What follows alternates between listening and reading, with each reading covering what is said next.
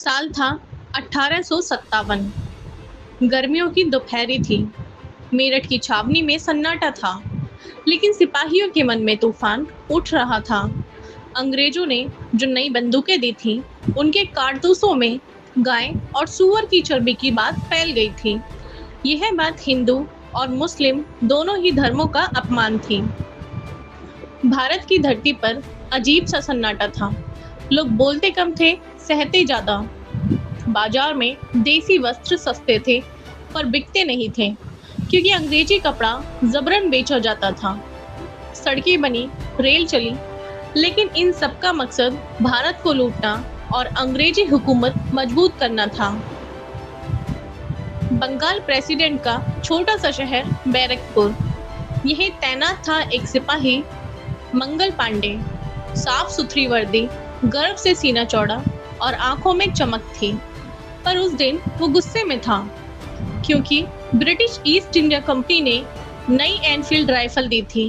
कारतूस को दांत से काटकर बंदूक में भरना पड़ता था, और अब अफवाह थी कि उस कारतूस पर गाय और सूअर की चर्बी लगी है।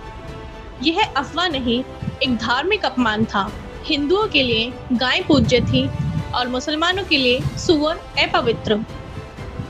एक शाम मंगल पांडे ने अपनी बंदूक उठाई, अपने अंग्रेज अफसर पर गोली चलाई और गरज कर बोला, ये गुलामी अब नहीं चलेगी।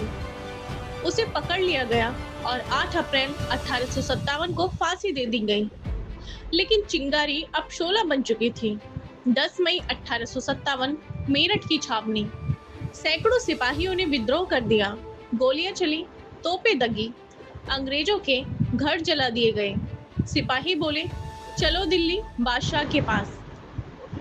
दिल्ली के लाल किले में बैठे थे बहादुर शाह जफर, 80 साल का बूढ़ा शायर, जो अब सिर्फ नाम का राजा था।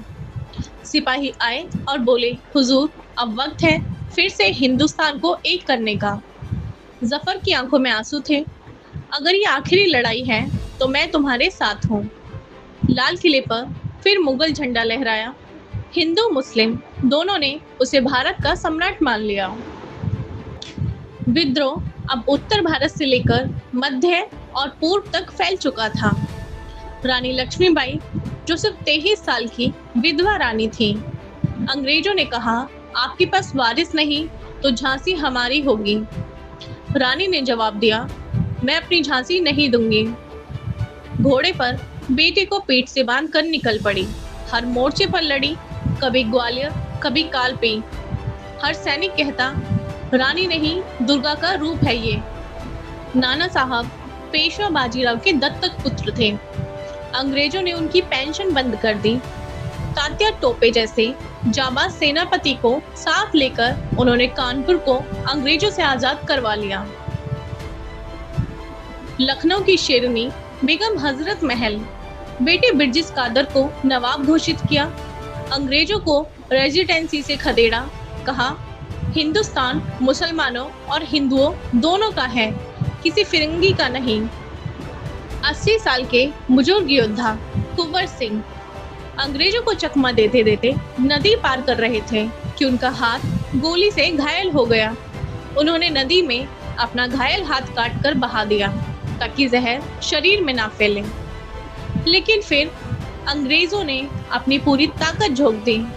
नए सैनिक बुलाए, गुप्तचरों को पैसा दिया और भारतीयों को ही भारतीयों से लड़वाया। रानी लक्ष्मीबाई ग्वालियर की लड़ाई में शहीद हुई। तात्या टोपे को अपने ही मित्र ने पकड़वा दिया।